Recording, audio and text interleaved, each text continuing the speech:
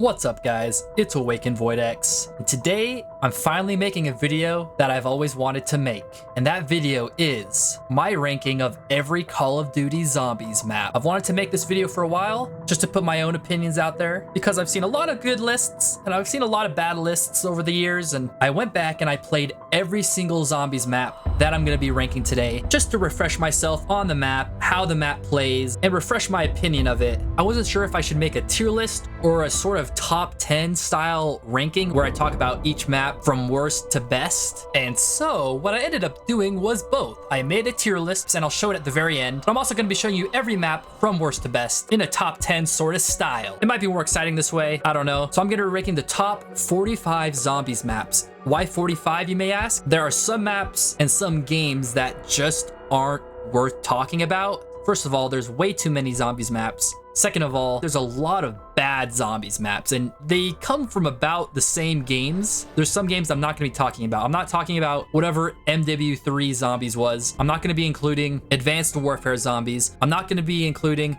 World War II Zombies, and I'm not including the game that shall not be named Zombies. I'm also not including Call of Duty Ghosts Extinction. It's a fun mode, but doesn't really belong in this list. If you like those games, cool. I'm not saying they're the worst ever, but in my opinion, those games are not worth talking about, and those Zombies modes were not anything special. My map ranking is going to be based off of a few things. To me, the most important factors when it comes to zombie maps are the gameplay, the main quest Easter egg, the boss fights, the story, the map shape itself, wonder weapons, and maybe most importantly, the map's atmosphere slash aura slash vibes, whatever you want to call it. I think it's important that a map is designed with the game mechanics in mind. Those things are the most important when it comes to zombie maps, in my opinion. And then of course there's smaller details like side Easter eggs and fun and replayability. Is the map balanced pretty well? Is it like good for casual players, hardcore players? So all these things I'm considering when I ranked every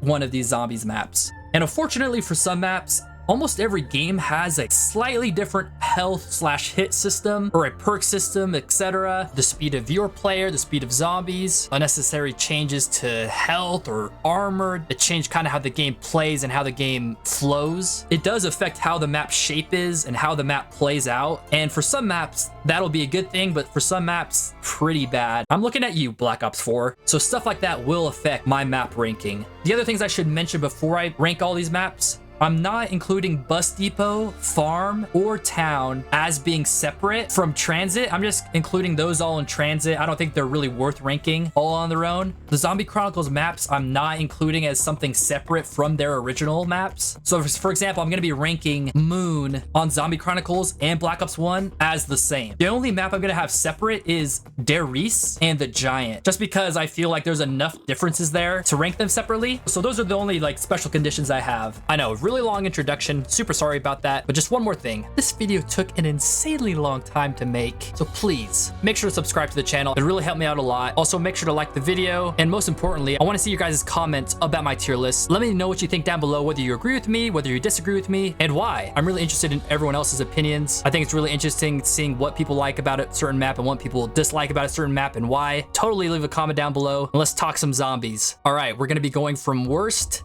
to best. Let's get started. At number 45, we're going with Die Rise. I don't know who in their right mind would ever want this map to be remastered, but they've got to be sick. This is my least favorite map out of them all. It's worse than Transit. The only redeemable thing about Die Rise is the Sliquifier, and even then, it sucks compared to what it used to be. But the Sliquifier is fun. That's all I've got to say about that. The elevator perk system is terrible. The verticality in this map, it is not a fun map to try to get around. There is way too many things to build on this map. Some people defend this map saying, oh, you just don't know how to play it. It's way too much setup for a lackluster experience. And in my opinion, it's got to be the worst Zombies map. At number 44, we have Transit. Some people might be surprised that this isn't my least favorite map, but it's not that much better than Die Rise. The people that defend this map, they're in love with the idea of this map. And I will say the idea of the map is pretty cool. You travel around to different sections, getting different parts. At the end of the day, the execution is not there when it comes to Transit. It's one of the blandest looking maps. The lava is terrible. The fog is terrible. The denizens are terrible. You could just get lost in the fog if you don't know where you're going. just wandering around and dying. And the jet gun is one of the worst wonder weapons in zombies. I'm sorry. The fact that it breaks too just makes it even worse. Ted's the only thing I like about this map. The Avogadro is pretty interesting, but at the end of the day, it's just kind of annoying. The map feels very empty though. I think a lot of people are blinded by nostalgia on this map, and I can understand that to a degree. Like if you play this map with your buddies and had a good time, hey, awesome. Even though I didn't play Black Ops 2 when it came out, I've gone back and played this map. It's just not fun. At number 43, we have Firebase Z. This is the worst Cold War map. The best part about this map is the mimic, I would say, because they do a good job with utilizing the fact that items drop on the ground in this game, for better or worse, and they can disguise themselves as these items and then pop up when you get too close to them. That's pretty cool, in my opinion. They brought back Tombstone for this map, which still kind of just a trash perk. The story is nothing too special, but you do end up trying to save Samantha from the Dark Ether. The boss fight also is nothing very special. The unique part about this map is the forced waves that happen at 3 different spots on the map, with the third wave bringing in an Orda. I like the idea, and it kind of makes you go to that certain area. I guess you don't have to do it, but it doesn't actually work as well as I think they thought it would when making this map. There really are no like small details in this map. Peck is annoying. The Ray K is also a positive, I'll say. The Ray K was actually pretty cool idea and a pretty good wonder weapon, but this map is definitely the worst when it comes to Cold War. Number 42, we have Outbreak. Outbreak was an interesting idea. I'm not against it, but it just goes against what zombies is. It still technically was round based, but the multiplayer maps that you go to and from are very lacking. There's just like not a lot to do in those maps. You had to do an objective on every map to open up a teleporter to go to the next map. At the end of the day, you end up just like running around doing really nothing, you know. Some of the side objectives were okay. Outbreak did not really feel like zombies to me. There was 2 Easter eggs that Outbreak had, but the one that stands out was the boss fight against the Legion. It was extremely difficult. There was super sprinters all around you. I think they did an okay job with that, but the rest of the mode just kind of sucks, man. At number 41, we have Liberty Falls. How is the opening cutscene for this map the best part about it? It looks like a multiplayer map and doesn't really have any interesting details to it. There is the portal at the church where you step into it and you go into the Dark Ether. The rest of the map is just kind of recycled stuff. I mean, you have the Manglers, which they just keep bringing back lately. Then you have the Abomination from Cold War's Forsaken. Easter egg is pretty simple. Steps aren't too bad, but they aren't that great. The Vault was an interesting idea. The Easter egg boss fight is just kind of like a run and survive. When it comes to boss fights that don't have a real boss and you just have to survive, like there are better ones. Other than that, this map is kind of just lacking in identity. At number 40, we have Nuketown. I think it's an okay map to play like casually. The reason I have it above the other maps is because I don't think they really screwed up here too much, you know? But this is just Nuketown, you know? It's a multiplayer map. Yeah, the worst part about Nuketown is that the perks spawn in like every few rounds, and so there's a chance that you don't get jug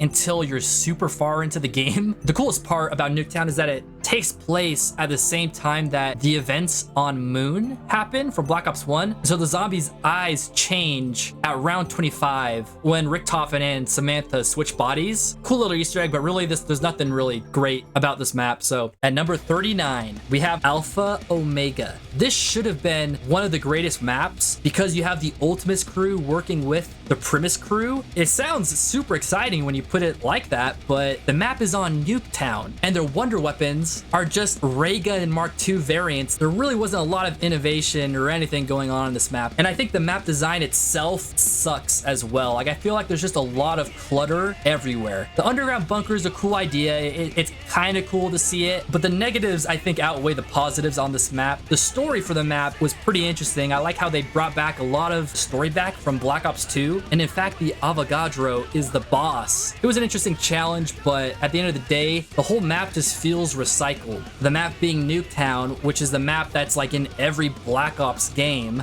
The enemies are also just Nova 6 crawlers, but slightly changed. And for it being like the second to last map in the Ether storyline at that time, it's still just so disappointing to this day to think about it. At number 38, we have Nacht Der Toten. This has got to be the most disappointing map in my opinion. Like, this map was supposed to be this giant finale to the Ether storyline, and what we got was carrying piss. I don't know how this map wasn't about the Great War, which they had been teasing and talking about for so long. Instead, we got Call of the Dead remade into Nacht Der Toten. Call of the Dead's a pretty great map, but first of all, you play as the Victus crew. I can see why that's interesting, but again, as the finale to the Ether storyline, that doesn't sit well with me. But one of the main problems, in my opinion, is the absence of Dr. Monty. Where is this guy? I think they had like some problems behind the scenes. Treyarch did, maybe with like money or resources being put into like the last 2 maps of Black Ops 4, aka Alpha Omega and Nacht Der Toten, but it's still no excuse. Somehow Dr. Monty is absent. You think he would try to stop Nikolai and the Ether crew from going through with their plan to stop him, but he's just nowhere to be found. It genuinely makes no sense. So those are the 2 biggest sins in my opinion. Not having Dr. Monty and this map not being the Great War, which I mean they can still do eventually, but it's kind of too late now, I guess, you know. But other than that, like, the steps were pretty terrible. Like, who wants to carry piss up and down a lighthouse? Who thought of that? That's just so, it's just so stupid. I don't know what to say. And then they also recycle the Thunder Gun and the Wonder Waffle, and they slightly change it. The map doesn't feel really new at all, you know, it just feels recycled. In fact, all of the Black Ops 4 Ether maps were just old maps. It was such a disappointing time to be like a Zombies fan, and just to see what was supposed to be the end of this great storyline be so tragic. And I haven't even talked about the Black Ops 4 mechanics and how they changed the perks, the health / hit system, the armor, the specialist weapons that you spawn with. There's so much wrong with Black Ops 4, and so gameplay wise, a lot of the Black Ops 4 maps struggle, but that's a topic for another day. There's also no boss fight when it comes to tag. There is some epic music, and you kind of have to go around the map surviving. It's really not epic when you think about what's really happening. Random thing I liked about the map, I did like the Samantha music box grenade. That was cool, but really this map is extremely disappointing, especially when the story ends the way it does. I'm not against the ending or anything, but it's just how it was handled. At 37, we have Shi No Numa. The Flogger is a super fun trap. I like how the perks are kind of different every map. It makes it a little bit different. The swamp atmosphere is pretty good, but I will say a lot of the map has you running through water, which sucks because you're obviously pretty slow. It's a pretty bare bones map. It has that really creepy Easter egg with the phone. You hear someone saying like, "I'm watching you," or whatever it was. I kind of forget. The other good thing about Shi No Numa is this is the map that actually introduced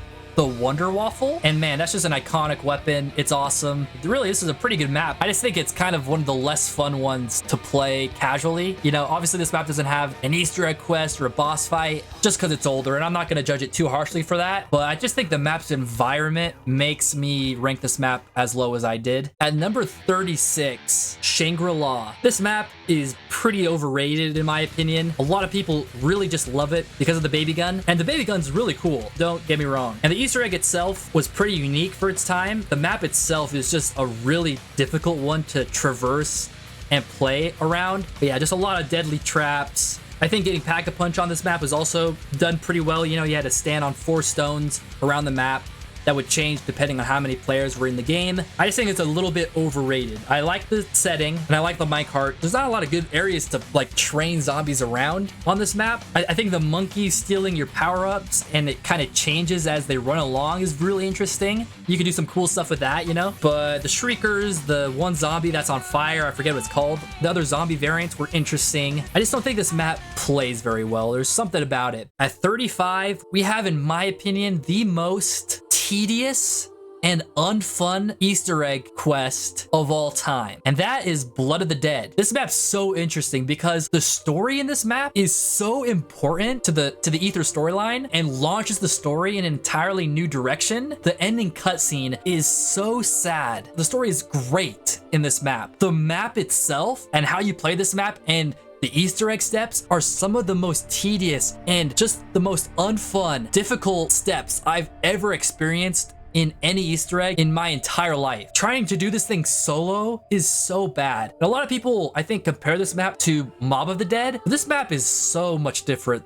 than Mob of the Dead. The only similarities are actually like in the name alone and the fact that it is at Alcatraz. There's just a lot of new areas when it comes to Blood of the Dead that I don't really look at it as being this remake of Blood of the Dead because of just how different both maps are. And so when you look at it like that, it's not as bad as I think some people would say. I could go really in depth about why this map is so bad. It mostly has to do with the Easter egg steps. The Morse code step that you have to do, especially on solo, has got to be like one of the most tedious things I've ever seen in a zombies game. Even with Black Ops 4 in general, man, there's just so many, like every Easter egg quest was so long with so many steps, most of them being just extremely challenging. But the worst part is how many steps required you to use the shield. You had to like use this key that was in the shield to suck up zombie souls, and then you would blast things around the map with that shield. And if your shield broke, you would lose all your charges, and it was hard enough just to suck up the souls in general. There's also this one step where these birds can spawn, and you have to blast it with your shield. That's pretty annoying. 40 spawns for anything is just way too much, and I think objectively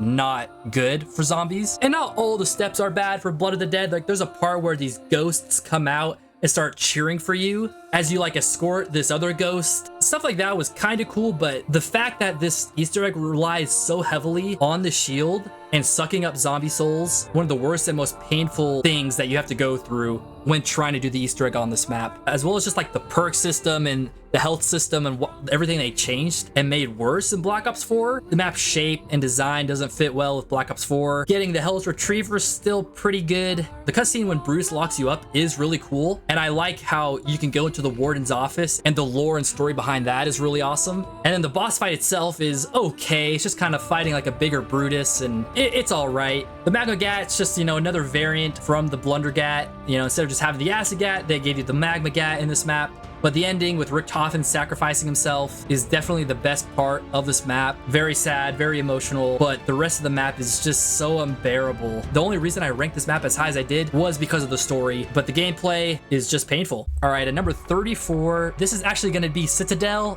Des Morts. Some people think this is the best map in Black Ops 6, but in my opinion, it's the worst. Originally, I thought this map was going to be like overflowing with magic, because that's kind of like how they were talking about this map and how they were like teasing it and building it up. They had me expecting Der Eisendrache level type of stuff. When I play this map, it's got to be one of the most bland maps I've ever played, and it shouldn't be. In my opinion, the worst parts of this map is the fog. Fog has never been good on any zombies map. Look at Tranzit, the Darkest Shore. Like I want to see the map. Why is the entire castle clouded? It's so annoying to me. And then the inside of the castle is also not very memorable. I thought it was going to be very fantasy-esque. Underneath the castle, I would say it's the most interesting. Like the crypt area is pretty cool, but yeah, it's kind of just more disappointing than anything. The elemental swords is a cool idea, right? I think a lot of people just think that elemental wonder weapons means that it's a top 5 map. In my opinion, that makes no sense. Like I care more about like the actual map's atmosphere and how the map plays. And honestly, the wonder weapons aren't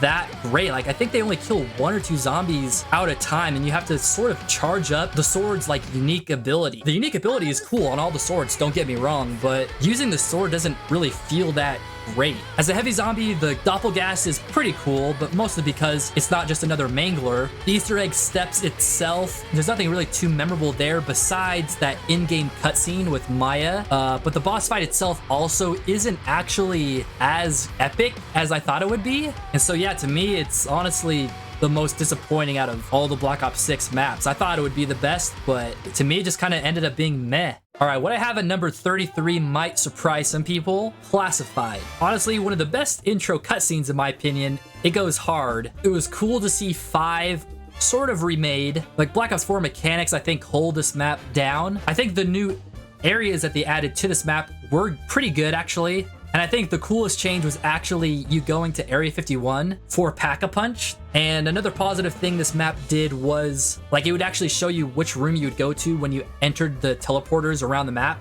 Other than that, though, the Winter's Howl still isn't that good. And the worst part about this map is probably the Easter egg quest. The only way to get to the cutscene was to get to round 150. And the only way to do that was to use this cheese strat with the shield, and you would use Victorious Tortoise, a perk they added in that game, to get to round 150. I did this Easter egg thinking there was going to be a super Easter egg for this map, especially following Infinite Warfare, which has like the greatest super Easter egg of all time. Surely Black Ops 4 was going to have one, but no. And honestly, like having an Easter egg cutscene behind a high round has got to be one of the worst decisions they've ever made in zombies. And the other thing I like about this map was the Ultimus crew back together, having some unhinged dialogue. It's just an okay map in my opinion. Not too great, but not the worst. Also, Classified is ranked this high because it has the best jump scare Easter egg in all of zombies. If you know, you know.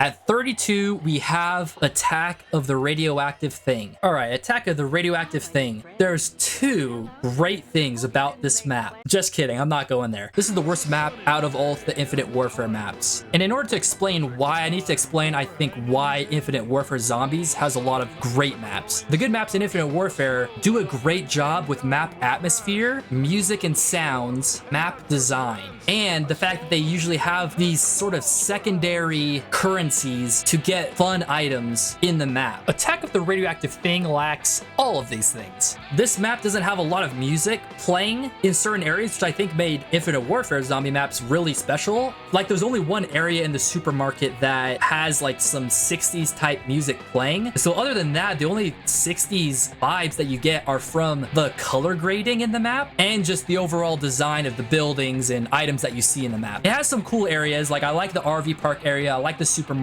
part, and there's these green egg sack things like around the map that create the 60s style monster movie type feeling. It's also cool how you can see the radioactive thing. Get it? That's why the map's called the Radioactive Thing. You can see it in the distance, you know? And that's about it. Elvira is also kind of, you know, she's just Elvira. She just has horny commentary the whole time. I don't, the frog-like creatures are okay. There's like a heavy one that blinds you. That's pretty annoying. But when it comes to the Easter egg, this map is unbearable. You have to get a PhD in chemistry to know what you're doing with this map. Gotta be one of the most challenging boss fights of all time. It has one of the most difficult final steps in the boss fight I've ever seen. And if you're doing this thing with more than one person, everyone has to do this flawlessly. You have to escort this nuke down to the beach, but the final step of this thing is running down the beach. You have to avoid these lasers by jumping over them or sliding underneath them. And if you get barely grazed by one of these lasers, you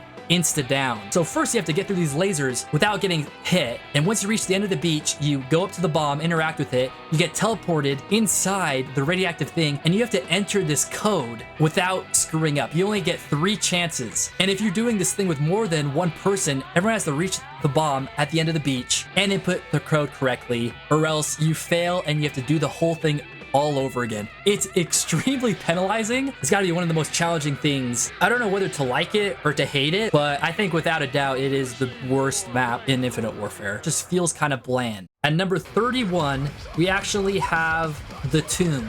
This map is not as bad as I think some people claim it is, and I do think this map is better than Citadel. This map's interesting because I think if this map launched alongside Terminus when Black Ops 6 came out, it would be much more well received than it was just being DLC 2. What I like about The Tomb is I like the map shape. It's very simple. You just have a spawn, you can either go left or right, and you can go all the way to the very end of the cave, and then you have Pack-a-Punch, which you teleport to, which is this really beautiful area. I know a lot of people make fun of the Galaxy skybox and it looks pretty cheap, and you know, you're not wrong, but the vibes for that Pack-a-Punch area are, it's very reminiscent of Revelations, it's reminiscent of Origins. I think the Ice Staff returning is cool. You know, it kind of makes you wonder why it was just the Ice Staff, but I think the upgrade quest for it is pretty good. And I do like the actual Easter egg steps for this map. I like how you have to go to these different statues and do different challenges with different enemies, even if they are enemies from previous maps. In this case, I think it's still done pretty well. This map also has an awesome jump scare Easter egg. And then the boss fight, it is a bummer that it is the Sentinel artifact, you know? I thought there was gonna be like a cool skeleton type boss or something, but it's really just like a challenge type ending. The game just kind of throws every enemy at you and you have to avoid these lasers. So even though it was really challenging, I had a lot of fun beating this thing. The only problem is that it does ramp up the difficulty in that fight, and it does just end up throwing every enemy in the game at you, which I think is kind of cheap. I do think it's the most difficult boss in Black Ops 6 just because of how much is going on at once. But the negative things for this map, I do think it's kind of bad that you have to get gold armor, really beat the boss at the end, at least in my experience. Like without gold armor, I don't think like your chances just go down in that fight. You just, especially because of how reliant you have to be on armor in Black Ops 6, it's just not very fun. But I will say it is a pretty fun challenge that you can definitely see what you do wrong and then adapt and get better at that boss fight, even if you do go down a few times and fail a few times. And the other worst part is the lack of story in this map. I don't know why there was like no dialogue, especially with the ending cutscene. There's just like no dialogue, even though you're literally grabbing the Sentinel artifact, and like the Ether story is now combining with like the Chaos storyline, which should be a huge deal. Archibald, this random guy, talks to you throughout the map. That feels really out of place. But yeah, so that's like, in my opinion, the weakest part of the map. Otherwise, the actual like cave aesthetic, the actual like rooms and areas you go to in the map are pretty cool, actually. I think this map actually plays the best, maybe out of all the Black Ops 6 maps. At number 30, we have Forsaken. It's really just a map with parts of the actual Cold War campaign. And so to me, it doesn't really feel like it's its own thing. The map is split into 4 parts. It doesn't feel like the smoothest map to actually like run through. The best part about this map is the Crystal Axe. It's got to be maybe top 10, maybe top 5 wonder weapons of all time. Axe made out of like dark ether crystals that you can swing back and forth, but it also turns into a gun.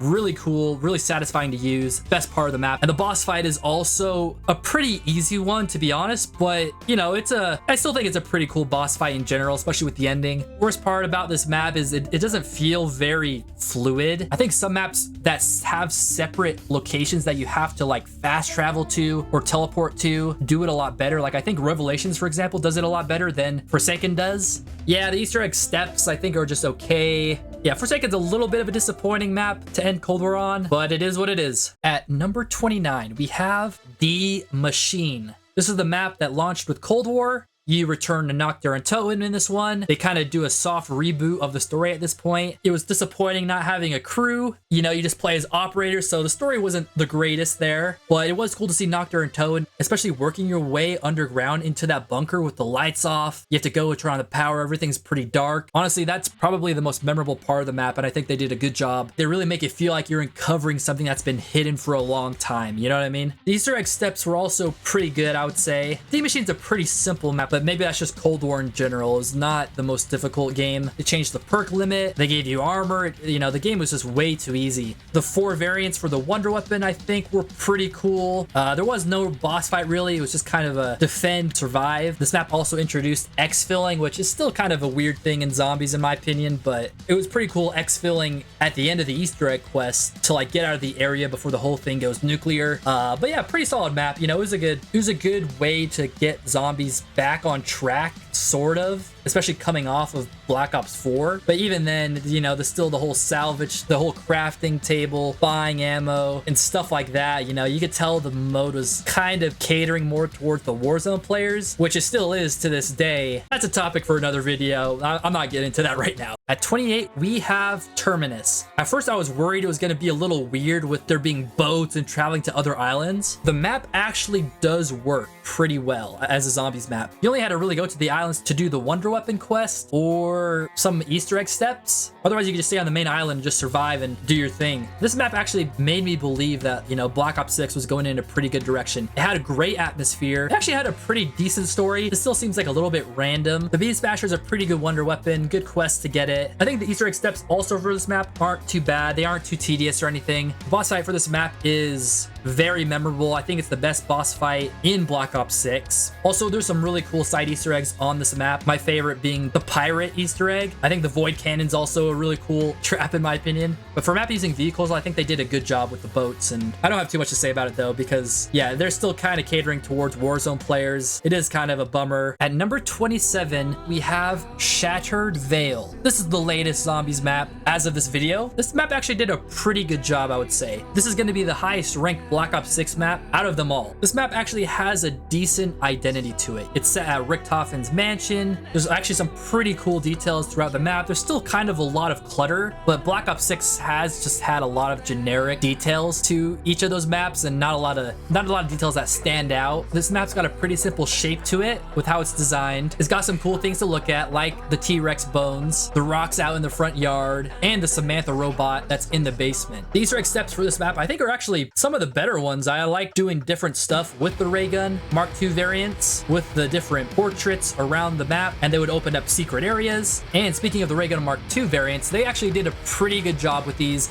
It did not feel like Alpha Omega's variants. The boss fight was a little too annoying with how fast the T-Rex could go at times. It felt kind of BS, but once you learn how to deal with it, I think it's okay. A few negatives about this map though. I feel like there's no fast travel on this map and you're just running and running and running around the whole time, which is also maybe the problem with Voyage of Despair, but Voyage of Despair actually still has some fast travels I forgot to mention. Like there's still some fast travels around that map, even if there maybe was too many, it was still a little confusing. Shattered Vale only has one that goes from the very end of the map to the beginning of the map. Like you needed way more in Shattered Vale. I just remember running around all the freaking time. And honestly, maybe that's a problem across Black Ops 6 in general, but there's a lot of running. And the other negative thing about Shattered Vale is there's a lot of small items you have to just go around hunting for. Also, random thing about Shattered Vale, really good Easter egg song, best one in a while. And last thing about Shattered Vale is the story was actually pretty interesting. I like the, it's pretty obvious, but being betrayed by Samantha robot. The Richtofen side of the story is also pretty good with that map. I think there's some good visual storytelling going on. But yeah, Shattered Vale makes me think that, Zombies is getting a little bit better. At 26, Call of the Dead. Some people have this in like their top 5, which I don't understand really. It's got to be nostalgia that people putting in there, but this is a pretty solid map. Like I do like Call of the Dead quite a bit. The celebrity cast for this is awesome, really fun. I like the premise of it. It is actually a pretty good looking map, even though it's kind of blurry. There's like lots of mist, but I like how the lighthouse light shines through the mist at times. George Romero as like sort of the boss zombie for this map is awesome. I think it's really cool because you could try and shoot him and stuff, but then he kind of goes on a rampage and starts chasing after you with his giant hammer, and you have to go into the ice water to kind of slow him down. Honestly, a really cool idea. The wonder weapons for this map aren't amazing.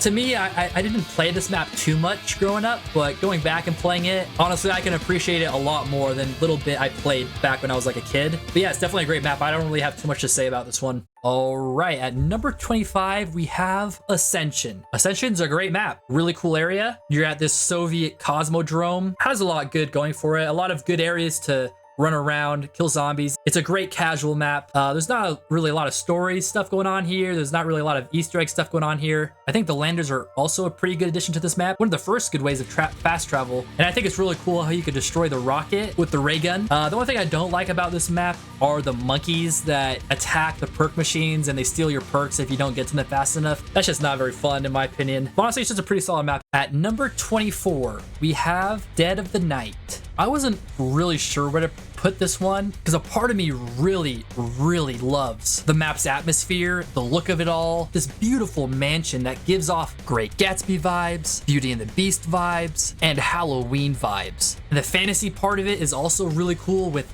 vampires on the map as well as werewolves. Oh, and I forgot to mention ghosts too. There's ghosts on this map. There's lots of secret rooms, which you can't really go wrong there. There's a cool graveyard area with a secret crypt underneath it with the crossbow wonder weapon. Elster's Folly is also a really cool wonder weapon, and upgrading it has 4 different elemental charge shots that are really cool. But the best part of this map is definitely the atmosphere and the ambience created by the sounds, the look of the whole place, the design. Even the woods part of the map is really creepy when you open it up. And I will say it has one of the most unique Pack-a-Punch quests in all of zombies.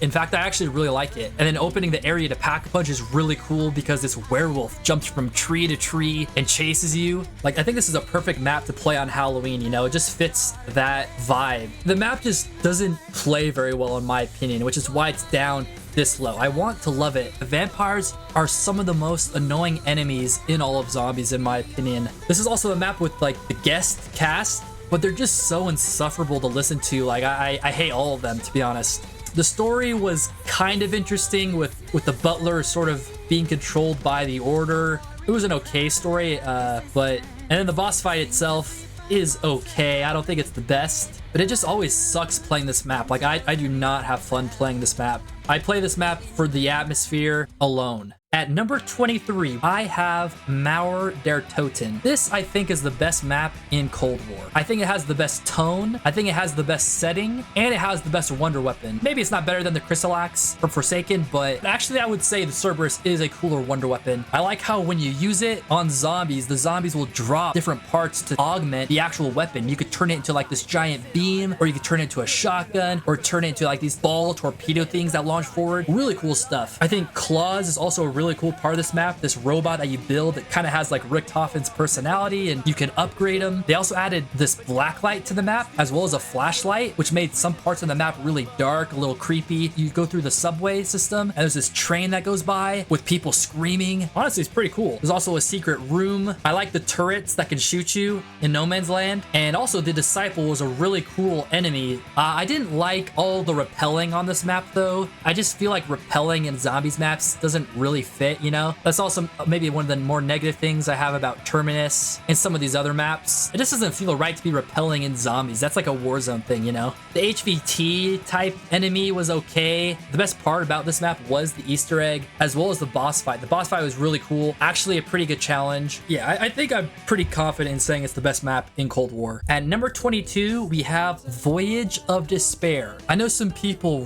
really like to hate on this map. The reason I don't have it any lower is because it's actually not that bad. I think this is one of the coolest settings for a zombies map. I mean, it's the Titanic. It's sick. Everything is tilted. You have to go below deck, underwater, drain the water. I don't know how that really works actually, but like, I think the small details in this map are also really cool. It's definitely a pretty complicated map layout. I understand why people don't like that, but once I think you learn it, it's really not as bad as people claim it is. Just seeing what the Sentinel artifact has done to the ship, I think is one of the coolest parts. Everything is like covered with like this black web goo stuff. It gives off a pretty creepy vibe. And I think the sound for this map and just the overall vibe is honestly one of the most unique ones in zombies, just because of the music and the sound and the setting. And also this map has some of the coolest side Easter eggs as well. Like one of my favorite ones is when you get the car to fly around the map. It's so cool. And there's also a really cool side quest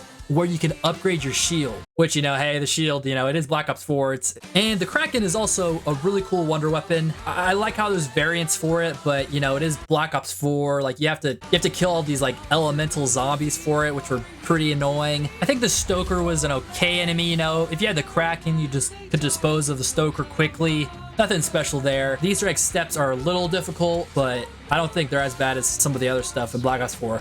Blood of the Dead. Why I rank this map super high really is because of the boss fight. You end up fighting this giant Eye of Odin in multiple parts of the ship, and it's very difficult. You definitely have to rely on like the Helion salvo for this one, but dodging its beams and shooting it in time, and then at the end, if you don't kill it in time, you just die. Like you just get wiped. It's really difficult, but probably the most memorable part of this map, and one of the reasons why I ranked it as high as I did. And yeah, there's just something that stuck with me about this map. Its vibe. It's very quiet. There's like this very like depressing sound in between rounds. Also, this map has one of the coolest opening cutscenes, I think, in zombies. It's one of my favorite ones. It's so hype, even if the map itself isn't. I could talk about all these maps a lot more than I have been, but I'll cut it there. At 21, Nacht Der Untoten. This one's a hard one to rank because it is zombies at its simplest, with it being the first zombies map of all time. You had the mystery box, and that was about it. You know, you just had to rebuild barriers and try to camp or get the flamethrower and try to train. The premise for this map is, to this day, still just really eerie, you know? You're just stuck at this abandoned building with lots of zombies just coming out of this fog that surrounds you and trying to break in. You know, it's zombies at its simplest, and it's for sure one of the best maps to play casually, especially with friends. It's very chill, very fun, and honestly better than a lot of the maps I have underneath this one, just because movement's better. There's no armor, there's no like double sprint. Dodging actually meant something back in the day. Now you just take hits because you have armor, so who cares, right? Zombie speed and player speed are almost perfect, but they would perfect that later in Black Ops 3. I don't know why they ever went away from it, but I digress. So in a way, it's actually kind of better than all these other maps that have giant Easter eggs and boss fights and stuff like that. To me, it's a lot better than a lot of this new stuff that they're just pushing out. This map deserves respect, you know, but because there's not too much to this map, I don't think I can rank it any higher. At number 20, I have 9. 9 was definitely the best map when Black Ops 4 came out, and it wasn't really close, to be honest. Like, it was competing with Voyage, Classified, and Blood of the Dead. Such a sick setting, thrown into this coliseum where the crowd's cheering for you. There's also different buildings based on different gods. The actual buildings themselves are themed around. So you have like a Greek-inspired area, like based on Zeus, and you have a Viking-inspired area based on Odin, etc. Pretty simple map shape as well. You just have like your spawn. You have 2 routes, and each building has 3 different levels to it, and then underneath the whole thing is Pack-a-Punch. I love simple map designs, ones that aren't too complicated, and 9 is not complicated. The Death of Orion Scorpion Wonder Weapon is really cool looking, but it honestly sucks. It just kind of holds the zombies in place. The only reason to get it is to do the Easter egg quest. And speaking of Easter egg quests, the Easter egg steps for this one are pretty cool. Like, there's a lot of them. Then again, Black Ops 4 has an insane amount of Easter egg steps, which was sometimes pretty bad. But on 9, I think all the steps were pretty cool. And then the boss fight itself, when you fight 2 giant elephants, is honestly super cool. Some people would say it's probably the coolest boss fight in Black Ops 4, and it's definitely memorable. And I feel like the specialist weapons themselves feel really good on this map especially. They fit with like the time period and are just epic. I haven't mentioned the Blightfather yet, but the Blightfather is a really cool enemy on this map. I think it fits perfectly. Yeah, and unlocking Pack-a-Punch on this map and going through the trials in each temple. The only thing I don't like about this map is that they made the main area, they made these fire traps so you can't just run around that middle area and survive. They had to make it a little more difficult, which is just annoying, especially for Black Ops 4. I don't know what it was, but they made every map so narrow and so tight. That's what she said. For some reason, they were like against there being large areas to train zombies in, and it even applies to 9. I don't understand. Like, I feel like a good zombies map has narrow areas and bigger areas, but that's a topic for another time. At 19, we have the best Black Ops 4 map, Ancient Evil. Yes, Ancient Evil is better than 9. Somehow tops the setting of 9, in my opinion. Like, this map is just based off of like Greek mythology, which is also a plus because there's cool architecture throughout the whole map. Heavy boss zombie for this map is really unique. I don't even know what it's called, but this map also has the coolest shield. It's just super sick, fits perfectly with the map. The wonder weapons are so cool. These like different gauntlets based on different like Greek mythology figures. Really cool ways of getting them. You go to like unique areas and you have to like prove your might with that weapon in these unique areas. You know, it has great music. It feels very epic. Getting to Pack-a-Punch has got to be one of the coolest things. You know, they took a page out of Gorod Krovi's book and they have you ride Pegasus to this other area of the map, which has got to be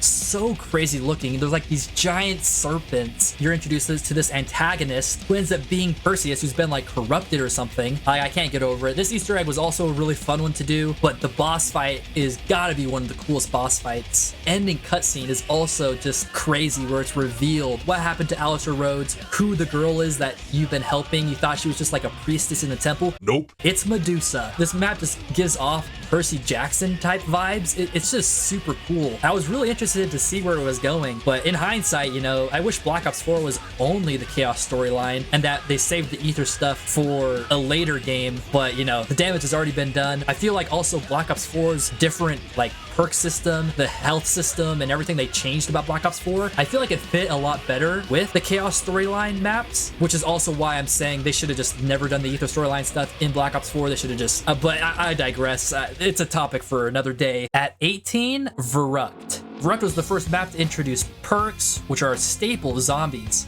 Verruckt is the best map to be very small. You know, you don't have a lot of room to do anything on Verruckt. You know, it's a map that you end up kind of camping on, but I like this map because you actually end up using the traps quite a bit in order to survive on this map. Like, you're kind of forced to. And this map is honestly one of the creepiest ones, you know. There's blood everywhere. You can hear screaming in the background. This is just a place where people were tortured and experimented on. It's really creepy stuff, and it shows throughout the map. So it's pretty creepy, you know. There's no Easter egg or anything, but it's still a solid map in my opinion. At 17, we have Moon. Moon is such a cool map. It's super unique with you starting, you know, in Area 51. You could like try and stay there for as long as you can, but it's just endless zombies. It's always really fun trying to like get Jug before you teleport to the moon. What a cool setting. You have low gravity. It's a little annoying sometimes when you're running around in areas where there is little gravity, because you can kind of do that skip step thing where you get launched in one direction. I've definitely gone down a few times because of it. And then as you work your way through the map, you find the MPD, this giant pyramid on the moon. It looks super crazy. You have the teleporting Nova 6 crawlers, which could be pretty difficult. The dome area is so beautiful, especially Zombie Chronicles. Man, the colors on this map are unforgettable. unforgettable. I forgot to mention earlier, but Ascension, you know, introduced the Gersh device, which is this giant black hole. Well, Moon also has that as well, which is also just, you know, just fun and cool. And if you jump in it, you can teleport to a random spot on the map. Then you also have the wave gun, which has got to be one of the most unique wonder weapons, especially for the time. You either wield it with one hand or turn it into a dual wielding like ray gun like pistols in both hands. This map, you're definitely kept busy a bit. There's excavators that can come and break through either the dome or other parts of the map, creating low gravity areas. But there is a way to stop it by finding the hacker. And man, the hacker has got to be one of the most unique items in zombies.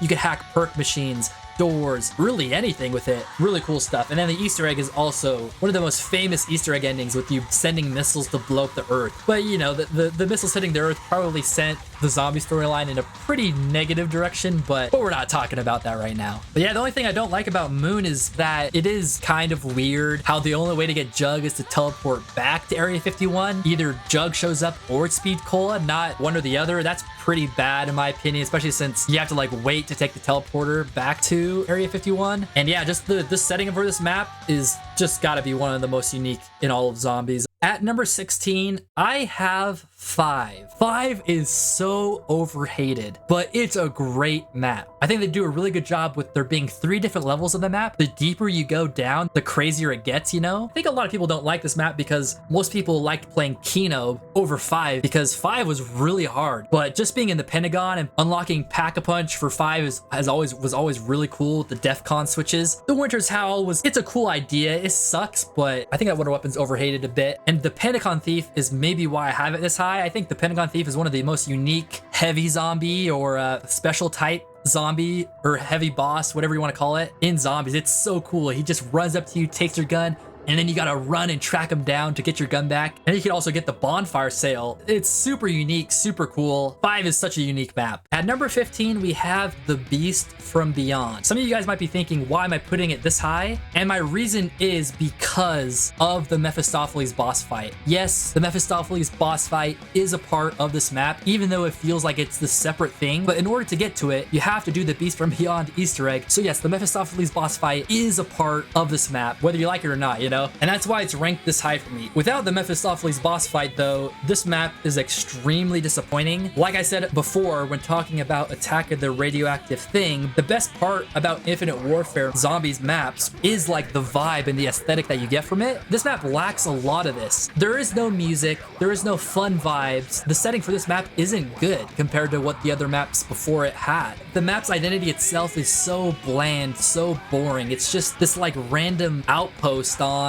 this planet. It's just very bare bones and not super exciting. I like how Neil's head returns from zombies in Spaceland. The Easter egg steps aren't that exciting either. There's a part of the map where you actually teleport back to the original theater. That's pretty cool to me, but the area itself doesn't feel that fun to like run around. It ends up being not as exciting as the sounds. As far as the boss fight goes though, the boss fight's a hard one. It's really just a matter of surviving and running in a circle, shooting these blue rhinos that are so beefy. The reason this map is so high on my list is because of the Mephistopheles boss fight. It's the hardest boss in zombies history. It's also one of the most fun fights in zombies history. A lot of people clown on the Infinite Warfare Zombies storyline because it wasn't too serious, but it got pretty serious at the end here where they say Mephistopheles was just using Willard Wyler to get people's souls, and now you have the opportunity to take them out. They don't explain it too much or anything, but it got really hard and it got really intense at the end there. Honestly, really cool boss fight. Mephistopheles has so many moves that you have to learn, but there are ways to outplay them, and so it ends up being really fun, a really fun challenge. And yeah, like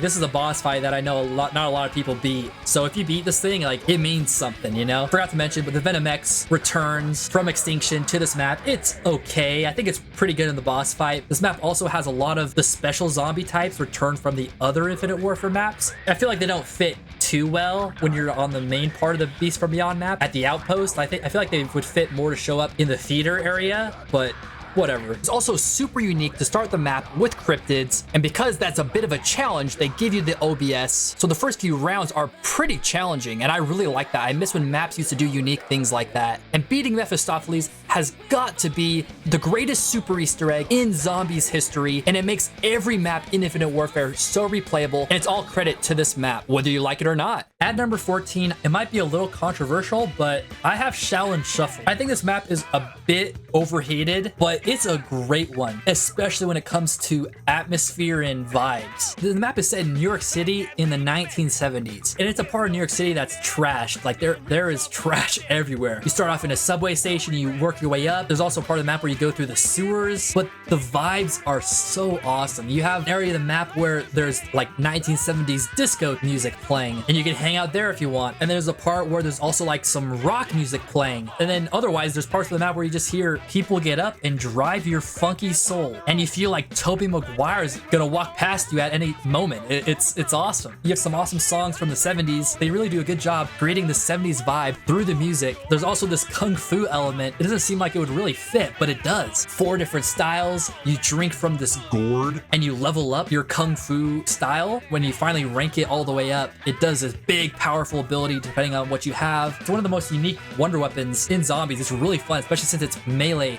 based. Also, the kung fu stuff can unlock different fast travel around the map, which makes the map flow a lot better and like running around the map feel a lot better. Otherwise, yeah, the map shape I think is really good. The Easter egg steps are okay. I think it's silly when you're like following this rat from like cage to cage, like around the city. A little silly, but like doesn't bother me too much. I just love the look of this map, the design, the art. And then fighting the Rat King is also a pretty cool boss fight. It's not my favorite, but I think they did a really good job with how you go about fighting him. You just kind of have to learn his moves. But I think it's maybe my least favorite out of all the bosses in Infinite Warfare, but I don't think it really takes away from this map too much. The only thing I don't like about this map was opening a Pack-a-Punch is a little tedious sometimes, because you have to like find a flyer which has a few different spawns for it, and then you have to find this token which has one spawn for it, luckily, but then you have to find these reels that have a ton of different spawns for them, and there's just too many spawn points for the items you need. Also, the roller skating zombies are a little weird, but other than that, I think it's honestly really good map, definitely overhated. At number 13, Revelations. Revelations was the culmination of all Black Ops 3. Everyone's gathered at the house and they're trusting Dr. Monty. The Shadow Man's been in the summoning key and he gets released into this perfect world. I say that with quotation marks. Old zombie maps get brought together. It's just, it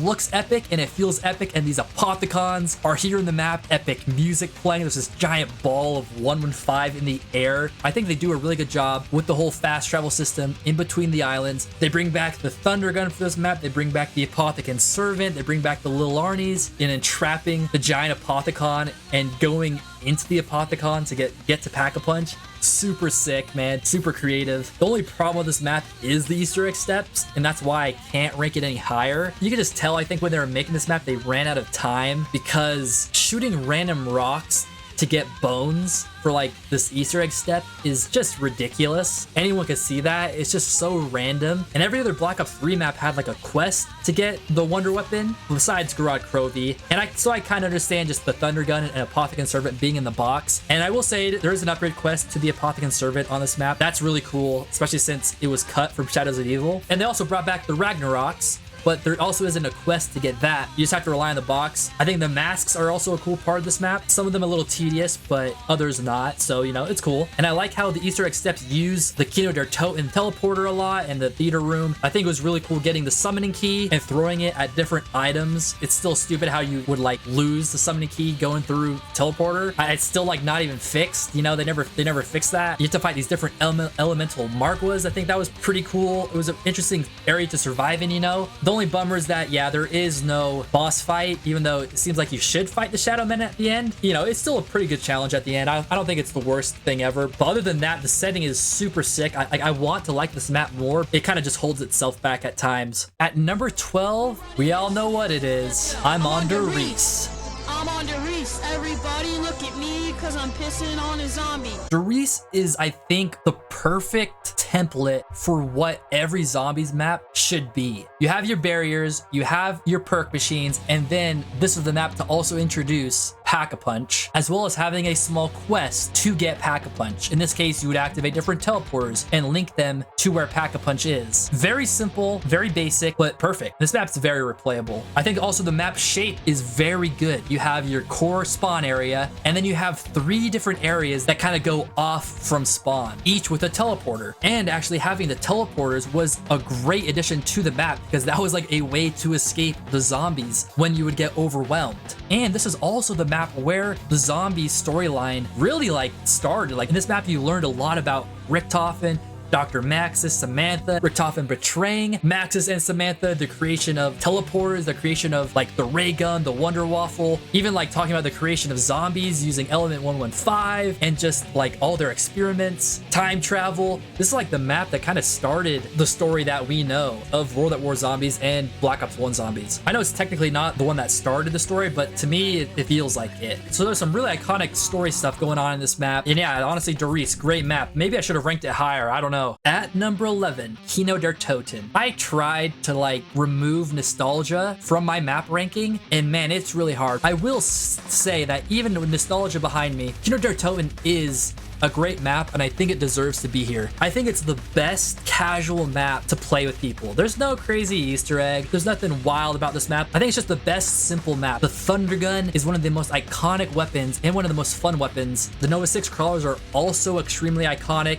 and it's pretty cool that they don't show up until you turn on power. I feel like the different rooms in this map have a lot of cool details, and the setting in this theater is really, really cool. Like, they used to put these maps in really cool locations, but ever since Cold War and like Black Ops 6, it feels like every map is just like some sort of military outpost, and it really doesn't have a cool setting. I think Pack-a-Punch is awesome with this one. Throwing down grenades when you're in Pack-a-Punch is iconic. So even without the nostalgia, I still think it deserves to be here. All right, and we are at our top 10. Some stuff in here might surprise some people, but other stuff won't. At number 10, we have The Giant. This map I did put above its original, Riese, just because it does look better on Black Ops 3. They also add some cool side Easter eggs, like the robot head lasering the pile of snow to reveal a cool perk. That's a cool addition, you know? They keep the kind of Easter egg quest similar to what it was in Riese, maybe just changing the locations of the stuffed animals you shoot. This map kind of launches like the story of the Ether crew in Black Ops 3, and it's really cool to see the Origins crew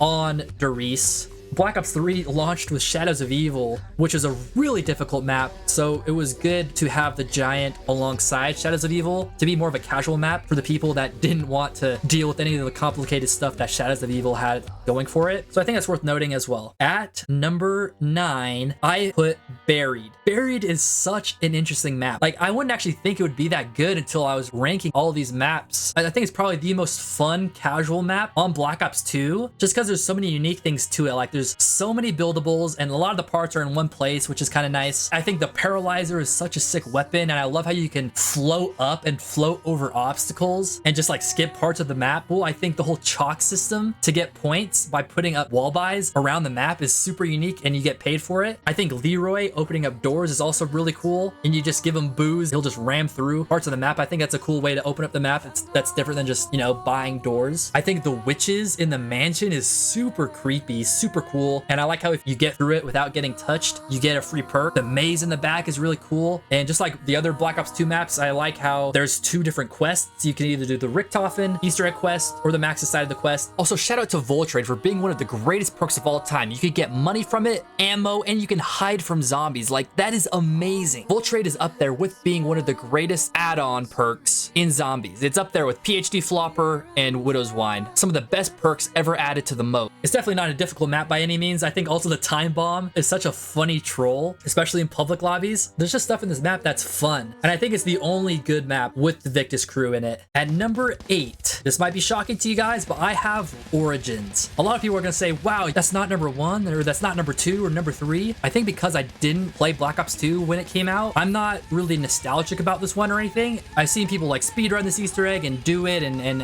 I've played it casually, right? But I've just never done it myself, so I can't rank it get any higher than this. I hope that makes sense. This map's aesthetic has got to be one of the coolest settings of all time. It's set upon the battlefields of World War I. There's Element 115 around. There's these giant robots walking across the battlefield. There's dogfights going on in the air. Like, one of the sickest settings in zombies. The crazy place is also really sick. Story-wise, it's pretty cool because it's kind of like a soft reboot of the zombie storyline, you know, because it's like the same characters, but it's like a different version of them and like it from a different dimension or whatever. And Samantha's calling to them from the other storyline. These characters are more heroic. The staffs are awesome. The only thing I don't like about this map is you have to like have the wonder weapons in order for this map to like feel good to play. What I mean by that is like there is so much mud on this map and you are so slow on this map in certain areas that it's really hard to play, in my opinion, if you don't have a staff. And I think that's probably the worst part. Also, fast travel on this map, there kind of is none besides like the tank. And so getting around this map is a little hard. And I think that is a valid critique that not a lot of people acknowledge. But without the staffs, like it's a difficult map to play. Other maps are good because you don't have to have the wonder weapon, but this is one of those maps where like it's really hard to not have it and enjoy the map and like get around the map. Turning on the generators is good. I think getting to Pack-a-Punch is really cool. On Origins, you stay busy doing a lot of things, either getting the staffs, filling up soul boxes, and this map has you go back to generators when they're like under attack in order to keep the power on over there. The map keeps you engaged. All the while you're just in the trenches, avoiding getting stepped on by the robots. The fact that you can even go into the robot to get parts for staffs is so sick, and then you get launched out. Like, this map is so cool. Like, it is so epic. The Panzer is iconic. There's nothing more horrifying. You're getting grabbed by a Panzer claw and slowly getting pulled towards it as it unleashes its flamethrower on you. Anyway, I can't rank it any higher. I've never done the whole Easter egg, but even then, I think I'm still justified in putting it at this spot. At number 7, Rave in the Redwoods. Hear me out. This map is just so cool because it's got rave vibes, but my favorite part is that it has all this like Friday the 13th and like slasher movie type vibes, but it's also got a really good Easter egg quest and an Easter egg boss fight. The map shape itself is really good. You start in this cabin in the middle of the woods, but this one you start with no weapons, so you gotta go around. You can find like a golf club or a machete, and the map shape's super simple. You either go out one way or the other, and both circle to where you turn on power. And the areas in this map are so cool. There's an area where there's a bonfire, which makes sense. There's an area where there's an obstacle course, and because this is like an outdoor scout camp, you know, that makes sense, right? Then you have an area where there's this rave going on with this awesome 90s pop / dance music, whatever you want to call it, which is just a great vibe. You have these purple, pink, like neon lights going off. There's like an archery area. There's a rock wall. There's a mess hall. There's lots of different like log cabins where you'd be sleeping at this camp. All these areas lead to this like abandoned mine shaft. Anyway, there's just some cool areas on this map. And I think Infinite Warfare did a really good job with making lots of unique rooms or areas throughout their maps that were all pretty unique and stand out, you know, and just make sense. And in order to get to Pack-a-Punch, you have to find the parts to this boat and kind of sail across to this island, which is where Kevin Smith is, and he kind of leads you through your Easter egg. The reason I rank this map so high, though, is because of the atmosphere this map brings. The music helps quite a bit when you're in the rave area, but then if you go to the other side of the map, it's very quiet. It's very reminiscent of like a scout camp or a camp that you would find out in the woods. The wonder weapons for this map are also really cool. I think it's really funny. You like grab this hot dog, you throw this pouch in the bonfires you see around the map, and you enter rave mode. This is like when you start tripping out like crazy and everything around the map becomes like altered in color and there's lots of neon colors everywhere. And then this enemy appears with this chainsaw to chase you, like just like all these slasher movies that you'd see. And you got to throw these hot dogs at these deer antlers and find these symbols. You get this thing called the Vlad, which you could then quest around the map to get different wonder weapon variants of the crossbow. This is also a map that kind of started giving some like backstory to Willard Wyler and like his family, and like you kind of see what happened to like Kevin Smith and his buddy. So it actually added some depth to the Infinite Warfare zombie storyline, which is good. It started to make it sound a little more serious and not as silly as it originally sounded. And I know a lot of people don't respect the Infinite Warfare zombies maps because they just seem silly, but honestly, I think the Infinite Warfare zombies maps are a great contrast to the super serious Treyarch stories that they had in their maps, with these ones being a little more not as serious and take place in really different settings that are more fun. Anyway, this map has one of the best boss fights in zombies history. You fight this giant slasher on the Pack-a-Punch Island. He can jump on you. There's these chainsaws that can come after you. He chases after you. You have to fill these like blue orbs with zombie souls, and you have to do more every round. And once you fill them all up, you can shoot these symbols on the slasher. There's this phase where like these skeletons run at you and you've got to stand in the circle or else you die. The boss fight mechanics in this one are really good. I think it's maybe the best boss fight in Infinite Warfare, and I think it deserves to be at number 7. At number 6, we have Zetsubou No Shima, probably the most overhated map in Black Ops 3 Zombies. A lot of people complain about the whole growing plants part of the Easter egg, and I can understand it. It is pretty annoying at times to make sure that you're watering plants, especially in like a public lobby where like no one's saving a zombie or you miss one round and it screws you, especially if you're trying to do the Easter egg. I can see how that could be annoying, but I think everything else about the map is great. The overall setting is really creepy, with it being this forest that's been like tainted by element 115, and you can see how it's like affected the plant growth with these crazy vines and colors throughout the whole map. There's like areas where there's like bodies wrapped in these spider webs like hanging from trees or from the ceiling. It's pretty eerie stuff, man. It's got a really eerie vibe to it. And then I think the bunker for this map fits pretty well. There's some creepy stuff going on down there. I like how you have to go to 3 different rooms to get stuff for Pack-a-Punch. Turning on power forces you to go underwater and clear this area, and then you're kind of stuck in this lockdown. And the part of the map where you actually like go underwater and you have to swim through this tunnel to like grab this part, and that's also where you end up grabbing this plant part for building the KT4. It's just such a unique area. I think the Thrasher's a really cool enemy. I think it's funny how like he'll carry someone who's downed. I think they're pretty easy to beat, especially if you have like the KT4 or actually like the Marshals, which also, by the way, side note, Black Ops 3 was pretty cool because there was like unique weapons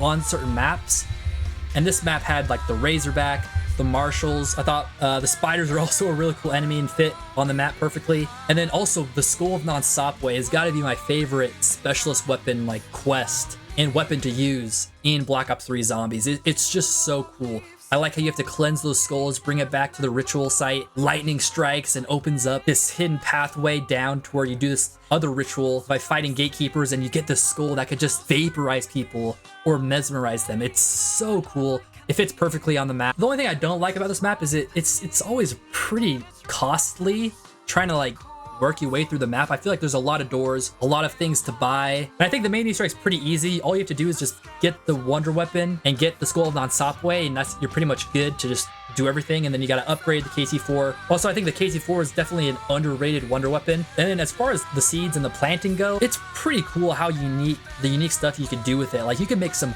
crazy stuff. Like obviously you can make the plants that give you power-ups or can hold a zombie or attract zombies towards it and then kills them. But you can also make like fruits that give you perks or makes you throw up. And the fact that you could also make a clone plant of yourself has got to be like the sickest thing ever. Like if you go down, you will emerge from this plant. It's got to be some of the most creative stuff in any zombies map. And even though there's no boss fight on this map, I will say I still think it's a great map because there is the boss fight where you fight the giant spider in that cave. Super cool, super iconic. And then the last fight, it's really cool how you like get there by getting different gears, opening that elevator and just going down even further into this bunker. And it's not really a boss fight. All you have to do is avoid the Thrashers and just shoot the weak spots on Takeo. But I think that and having the spider boss fight makes up for not having like one real boss in the end. I just love the vibes of this map, the sounds, the music, the entire design is honestly really good. And this map is very much overhated. It's my number 6. At number 5, we have Gorod Krovi. This, in my opinion, is probably the most difficult map and the map I've struggled the most on. I used to hate this map. I just remember dying so many times trying to do this Easter egg when it first came out. But as I learned it and I got better at it, I realized this is a top 5 map without a doubt. It's so iconic. The setting is sick in the ruins of Stalingrad, and there's giant robots everywhere. There's dogfights happening there, and there's just dragons everywhere. Like, it is just so epic. The dragon breathes fire onto the map. You build the shield and you can walk through the fire. The Reagan Mark III is awesome. You do have to get it from the box, but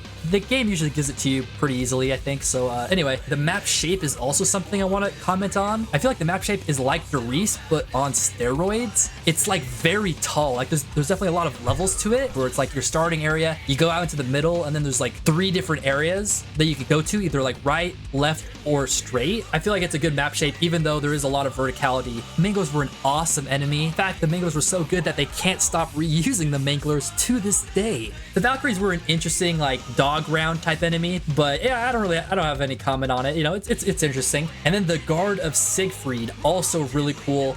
It is a little difficult getting it, but besides that, you know, it's a cool specialist wonder weapon, really fun to use, and you need it for the Easter egg. The Easter egg quest steps for this map, I think, are maybe some of the best in my opinion. Like 6 unique challenges. The bomb step is obviously iconic. We've all gone down on that one. Really difficult, but really accomplishing when you get through these challenges. The PPSH returning on this map is sick. The L4 Siege is cool. The Shadow Claws are also sick, that you pack a punch in, you can revive someone with them. Like, come on. And getting to pack a punch by riding a dragon will never not be just so epic. I don't know. I don't really know what to say about this map too. Like, you can upgrade your shield. You can get this thing called a Dragon Strike, which you need. And then the boss fight is one of the most legendary boss fights ever. Maybe the most legendary boss fight. You end up fighting the dragon with Nikolai, but then once you defeat it, Nikolai turns on you and you gotta defeat Nikolai. Great ending cutscene. The tease for Revelations will never not be epic. In my opinion, this is the most difficult zombies map, which is why it's even more genius that they added more tools, more mechanics to make the map playable and achievable. There's a reason why fire comes out of your shield. It's so you can get out of a tight spot. There's a reason why they give you the Dragon Strike. It's so you can get out of a tough spot. There's just a lot of tough spots on this map, but they knew that and gave you more tools to be able to get through the map and have a good experience. Nowadays, they're kind of making the maps based on like the mechanics and gameplay that's already established, rather than changing or adding new things to fit certain maps. So they don't make them like they used to. That's for sure. At number 4, I have Zombies in Spaceland. People sleep on this map so much, but this map is so good. The setting is an amusement park called Spaceland. Like, it's sick. The setting and the atmosphere is great. You know, you really do feel like you're in this amusement park. There's rides everywhere. Some are traps. There's like 80s music playing, and it makes you feel like you're really in the 80s with the music that you hear, the sounds that you hear, the style of the buildings. The whole map is really well thought out and really well designed. Like, I feel like Zombies in Spaceland is the perfect definition of a fun map. I think it's fun for casual players. I think it's fun for hardcore players. It just does almost everything right. I think it's really cool. It was an arcade where you could actually play some mini games and get this other currency in tickets, and you can redeem those tickets for certain items that can help you. Like, you can get the Forge Freeze, which is pretty lame to be honest, but you could get like cryo grenades, which you need. You could get the golden teeth, which you need for the Easter egg, and you can just play some of these like random arcade games, shoot some hoops, knock down the targets with the ball. Like, it's very fun, very different from everything that came before it. But if you don't want to play those arcade games, you can just activate Neil and do challenges and get tickets that way. Like, so you have the option of choosing like how to get tickets to maybe get the stuff that you need. There's lots of rides that are traps, which is really fun. The wonder weapons are Spaceland themed, and they're these laser guns that are really fun. They all do different things. Like the Discord one makes like zombies breakdance. Also, the wonder weapons on this map sound so cool when you pull them out and you shoot them. They just like, this honestly probably my favorite sounding wonder weapons in all of zombies. I think the Brew is also really cool, heavy zombie type, with it being like the mascot of Spaceland, and it shoots this laser at you and you got to shoot it so that it takes off its helmet. And then when it takes off his helmet, then you can really damage it. I also think the clown enemies, really fitting, kind of creepy, also kind of silly. And it was just funny when it came out because that's when the whole clown craze thing was happening. I don't know how they timed that one, but anyway, that's just funny. I think the best part about Zombies in Spaceland though is its other forms of currency. One being the tickets and the other being the souvenir tokens. They add a lot to the game because you could turn them into these pretty unique things, like a boombox, which is like the monkey bomb, or like a fireworks trap, or just a lot of different things that you could use against the zombies, which just makes it kind of fun because the game just kind of gives it to you.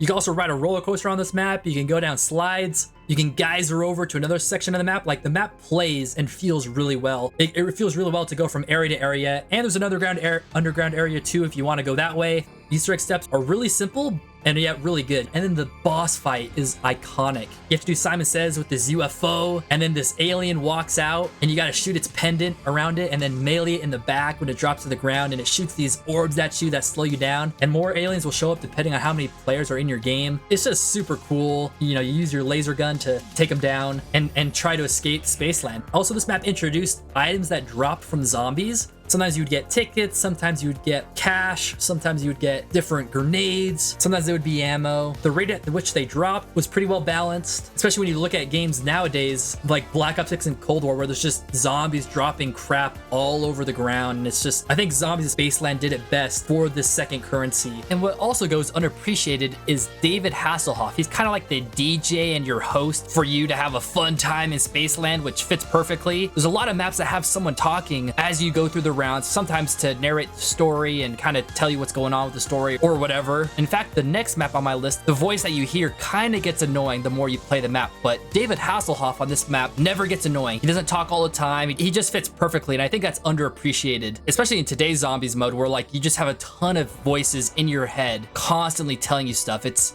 crazy. And one thing I also want to mention that had to do with Infinite Warfare as a whole, not just zombies in Spaceland, but Infinite Warfare has the greatest respawn system in all of zombies. The Afterlife Arcade is genius. And I'm not saying Treyarch's way of doing it was bad either, but it was really hard if you went down and your friends got past the next round and you respawn at the beginning of a new round. Sometimes it was really hard to get a gun, get perks, get set up again before you go down and die and bleed out again. Which is why Infinite Warfare's Afterlife Arcade is so awesome for new players, for old players, because all you have to do is just play a few arcade games and you can get back into the action pretty quickly. And on top of that, completely optional too, you can still wait until the next round before you go back into the game. Or you can just play some arcade games, which are pretty fun. And on top of that, you can go and get your guns at the Lost and Found. If you had Mule Munchies and had a third gun, you can't get that one, so there are still consequences, but you can still get your two main weapons that you had, and so it's not as penalizing going down, which for Infinite Warfare zombies fit perfectly. Also, the arcane core attachment was a cool idea, but unfortunately the effects of it were pretty meh. But even the exquisite one, the fifth one that you get once you get all four, wasn't that great, so that's something that could have been better about Spaceland. Director's Cut makes this map even more replayable. It is just a fun map, really well done, really fun, great Easter egg. It's almost perfect. I'll defend this map till the day I die. At number 3, we have Der Eisendrache. I mean, what can I say about this map that isn't already obvious? Great setting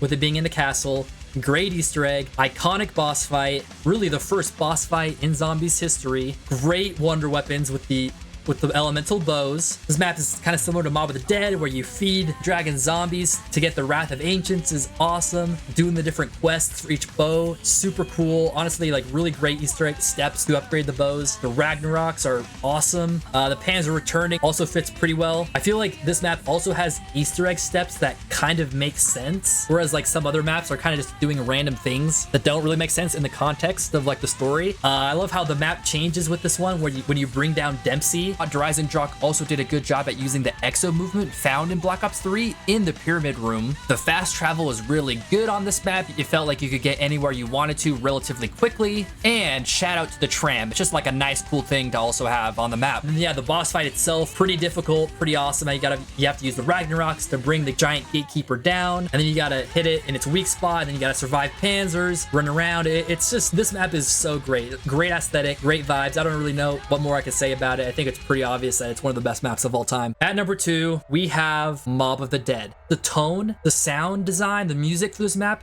is perfect. It's set on Alcatraz, where people who have done terrible things are stuck in this endless cycle that they can never escape. It's such a sick idea. It's a really creepy map. There's like body bags everywhere. There's lots of blood. It really does feel like you are stuck in this prison and like there is no escape, but you're gonna try to do your best to escape and survive, and it never works out in the end because the cycle just never ends, you know? Nowadays, they kind of just make maps around game mechanics, but back then they used to make like how the gameplay would work in a map. They would base it actually around the map that they made. I don't really know how to word it, but because this map is so narrow at times and so difficult, instead of having just a quick revive, they created the Afterlife system, which fits perfectly into this map because you would use Afterlife to use on certain areas of the map. That's how you would do like parts of the Easter egg, and that's how you would also revive yourself. So they took quick revive out and instead have this Afterlife system, and you'd have multiple lives. Electric Cherry was also added to this map to combat the tight spaces that you're in on this map. The Hell's Retriever, one of the coolest wonder weapons of all time. Feeding the dog souls to get the Hell's Retriever was definitely new, definitely awesome. It's so sick that it's just in your tactical slot. You just charge it, throw it, it knocks the heads off of zombies and just comes right back to you. You can use it every few seconds. Super sick. And the Blundergat is also just one of the most iconic weapons ever. The acid gat is perfect for this map. It acts like a monkey bomb at times. Brutus, it is one of the most iconic boss zombies ever. The whole screen shakes as he approaches you. It's just super epic, super scary. And yeah, just the whole thing, you know, getting parts for a plane to try to escape the island is super exciting. And then actually escaping Alcatraz, flying across the bay, trying to escape and then hitting the bridge and falling and realizing there is no escape. And the only way back is the electrocution chair, and you just end up back at spawn where you started the whole thing and there is no escape. Super crazy. The Easter egg is also wild, how you like end up fighting each other, trying to break the cycle. It's super memorable. This map is almost perfect in my opinion. And that is why it is ranked number 2 on my list. At number 1, we have Dead Ops Arcade. No, just kidding. We have Shadows of Evil. What can I say about this map? This map is genuinely almost perfect. It's like the perfect amount of difficulty, perfect amount of fun, perfect amount of epicness. The vibe is so good. It's just this 1920s style city that you're in with amazing jazz music playing around you, great round change music. The atmosphere is epic. The design of the map itself is also great. Like the map plays really well and looks incredible. It's very well designed. Morgue City, it's like a combination of like this like 1920s style map combined with like Cthulhuism. Doesn't seem like it would work, but it fits perfectly, man. The story behind it is also really great. You know, it's another celebrity cast. You know, the Shadow Man is trapped these 4 souls. I don't know what it is with these stories with 4 people being trapped in this like pocket dimension or something. But Mob of the Dead and Shadows of Evil, I think, are my favorite maps of all time, and they're both very similar to each other. Anyway, and the Shadow Man, he sounds like a helpful guy, and you end up sacrificing your friends in these ultra areas, which is super sick. There's also a lot of potential to like get really good at this map by opening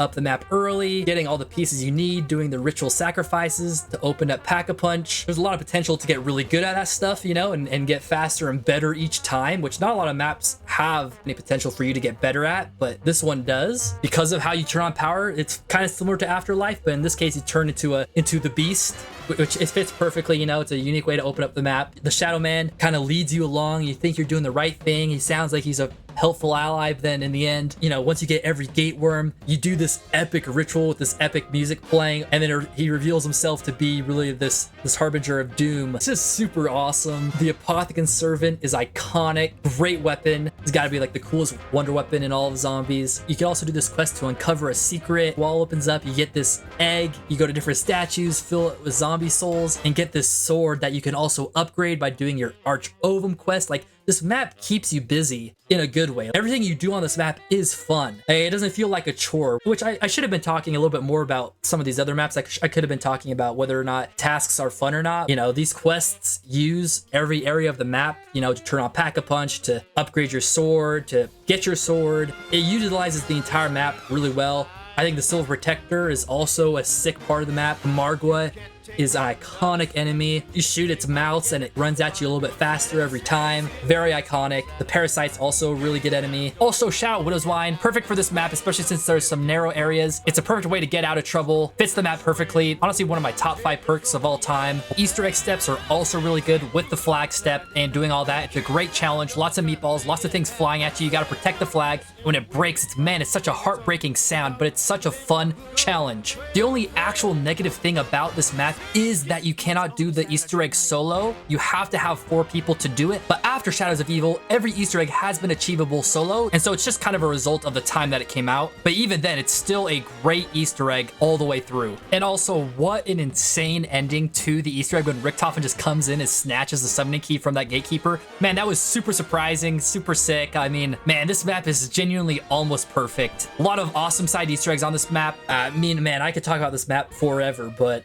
I won't. Alright, and that is my zombies tier list. For those who stuck around to make it to the end of the video, thank you so much for watching. Please leave a comment down below whether you agree with my tier list or not, maybe things that you would have changed. I'm always interested to hear other people's opinions about zombies maps. You know, some people appreciate other things that I don't appreciate as much, and vice versa. And honestly, there's a lot of different things to like about different zombies maps, and that's always really interesting to me. So please leave a comment down below talking about your favorite maps, your least favorite maps, what you like about certain maps, what you dislike about certain maps. I want to hear it all. And let's take a look at my tier list. So here is my final tier list. Everything in F tier I wouldn't pay any attention to. Final rank is probably like my honorable mention. You have Town, Farm, and Bus Depot, and the rest of this is not in any particular order, so don't pay attention to the order of these maps. The F tier awful maps are definitely the maps that I enjoy the least amount. Like, I think Tag, Der Toten, and Alpha and Omega, like, just because they have more complicated Easter eggs, you know, I put them over Die Rise, I put them over Transit. The D tier maps, aka the bad maps, are honestly some maps that I do kind of like, but they are more disappointing to me than they are enjoyable. At least Attack of the Radioactive Thing is replayable with Director's Cut, and it has a pretty sick boss fight. Citadel was extremely disappointing. Blood of the Dead was extremely disappointing. The only thing that carries this map is the story, and a part of me wants to put it higher because of that, but I just can't. Everything else holds it back. The reliance on the shield, the Black Ops 4 perk system, the map's like extremely skinny lane nature. I don't even know how to describe it. It is an insufferable map to play. And honestly, Shi No Numa is okay. I think this is just a bland map. And then with the C tier maps, honestly, these maps are okay. And this is probably like the hardest tier to rank in my opinion. The order of these maps definitely changes for me. I think they're all really close together. So the order of this was a lot harder to figure out. But unfortunately, with Black Ops 6 and Cold War, the use of armor, the extra range of zombie hits to justify armor, you know, the lack of a specialist weapon quest and it just giving it to you, the double sprint, you know, there's just too many core changes to zombies in those games, with health, with the speed, with the hit radius, with armor, the lack of identity with most of the maps. They're all pretty generic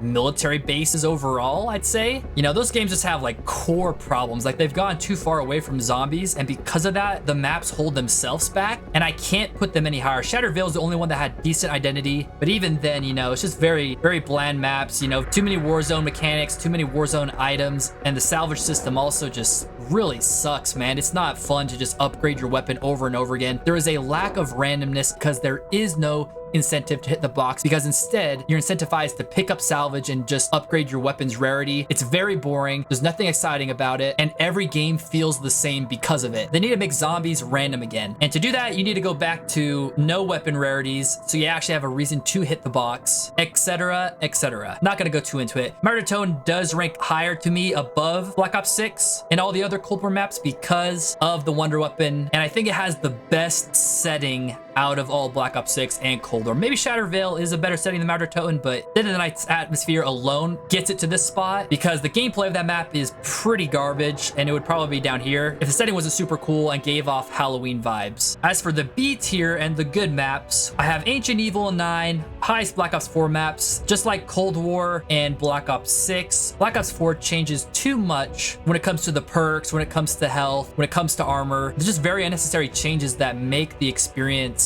suck, to be honest. But Ancient Evil and 9 have the best direction, have the best Easter eggs, have the best boss fights, and have the most style to it. In fact, I think these are the last two maps that even had a unique identity to them that was different than anything else, and that was exciting. Nox's a hard one to rank, but I think it is a classic and deserves to be up here. Voyage is overhated. Verruckt, Moon 5, fantastic Black Ops 1 maps. Honestly, I could move these three around, and Beast from Beyond, the only reason it's this high up is because of Mephistopheles, and Shaolin Shuffle is very underrated. As for the A tier and great maps, I am pretty confident in where all of these are. I wanted to include some old maps on here, even though they don't have any Easter eggs. I think the Riese and Kino Der Toten are an example of maps that have an extremely simple map shape that is almost perfect, and that's why these maps deserve to be up here. Revelations could have been better, but I still think it's an A tier map. Origins is a little overrated in my opinion. Maybe my opinion will change when I do the full Easter egg. It's just something I've never gotten around to for whatever reason, so leave a comment if you want to see me do Origins at some point. I'm totally willing to do it. I've just been busy over the last few years doing other stuff. I don't know what to say. Rave In The Redwoods, very underrated, very fun map. Love the vibes of this map. Honestly, Zetsubou and Rave In The Redwoods, I was tempted to put S tier, but I wanted my S tier to be my top 5 maps only. And yeah, S tier. These are definitely my top 5. I'm really confident in saying that. These maps do almost everything perfect. And honestly, the S tier maps do a great job at giving you different tools or giving you new mechanics to adjust to a map shape or difficulty in multiple ways. I think Mob of the Dead is the best example of that with the Afterlife system. There's a good risk reward there, and because it's a difficult map, you need extra lives to be able to do it, and it's just perfect. And then Shadows of Evil, same thing with Beast Mode, you know? Same with Gorod Krovi, with the shield, with the Dragon Strike, with the masks you can get. You know, they added more things to these maps to help the player out because they up the difficulty in those maps. And they don't do that nowadays. They just make the map around the mechanics already in the game, and that's why every map in Cold War and Black Ops 6 just has Warzone mechanics in it, because they're not willing to change anything to fit the zombies map. Instead, they're trying to wrap these zombies maps around the Warzone mechanics and that player base. It's really a sham. And other maps do this really well too, like Buried adds some cool stuff to that map to help the player out. Also Beast from Beyond and being able to get your perks back in the Mephistopheles fight, as well as the Cryptid fight at the end as well. And just some final thoughts in general, you know, I think Infinite Warfare Zombies is really underrated. I think Director's Cut mode has got to be the greatest super Easter egg reward of all time, and it makes every map extremely replayable. And the coolest part is you could turn it on and off. Also, I forgot to mention, but Infinite Warfare, you can get the special guest star of that map and play as them. I mentioned earlier, but also the revive system in Infinite Warfare Zombies has got to be the greatest in all of Zombies. They did a great job with the Fate and Fortune cards. I think they're actually a little bit better than the Gobblegum system. Also, Black Ops 3 and Infinite Warfare have the best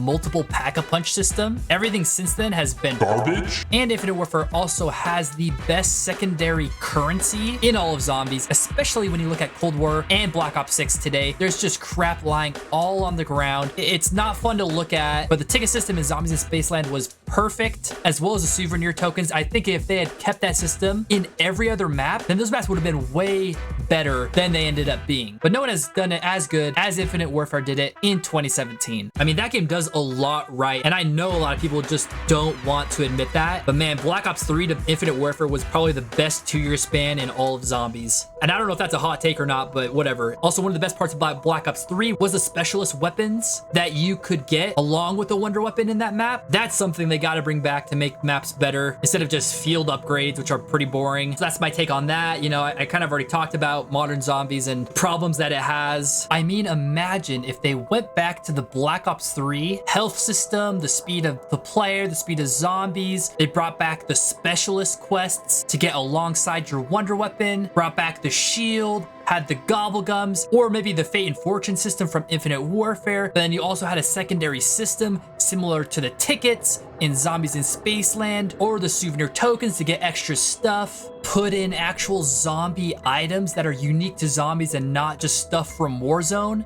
Focused more on map shape, designing the mechanics within the map around the shape of the map and the playable area and everything within it, all with unique themes and new ideas and unique locations with unique styles and vibes. Oh, and don't forget to get rid of armor too. And actually made maps replayable with a reward for doing all the Easter eggs. Like, there's so many things from Infinite Warfare and Black Ops 3 Zombies that you could mash together, and it would probably be a perfect Zombies game. And that is a no cap on a flat stack.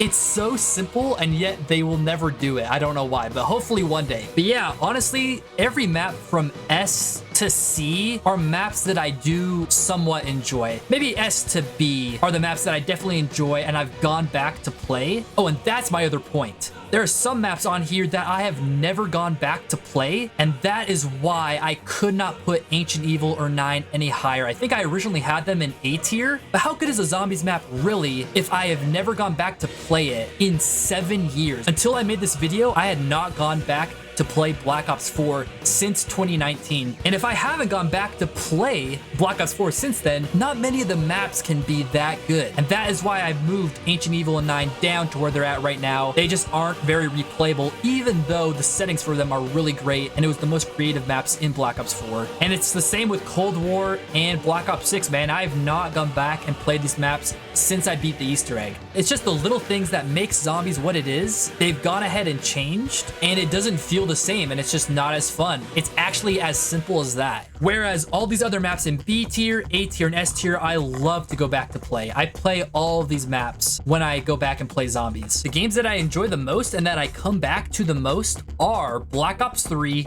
Infinite Warfare, and Black Ops 1. The maps that I actually enjoy playing the most, in no particular order, would actually be Shadows of Evil, Der Eisendrache, Zombies in Spaceland, Rave In The Redwoods, Kino Der Toten, Der Riese / The Giant, 5, Verruckt, Ascension, Shaolin Shuffle, and Buried and Mob of the Dead, and Zetsubou No Shima. Those are probably my favorite maps to actually play. Gorod Krovi still sometimes gets on my nerves every once in a while. It's a difficult map, you know? It's probably like the map that gives me the most challenge. And so it's not like my favorite to play, but I can't deny how good it is. You know what I mean, chat? And so my tier list would look a lot different if I was ranking these maps based on what my favorite ones are to play. And I was trying to differentiate these maps from my favorites to the actual best maps. But most of the maps I love playing are B tier and up. There's just a few problems in C tier. D tier is pretty bad, and F tier is just maps I never want to play again, and I probably never will play again. If you made it this far into the video, thank you so much. Go ahead and comment down below. For surezies, I made it. This video took an insanely long time to make. I tried to make this video months ago after Shattered Veil came out. My PC just could not handle it, and so like the editing process has been 30 times longer than I thought it would be, and this video just kept getting delayed and delayed, and now DLC 4 for Black Ops 6 is coming out in like a week.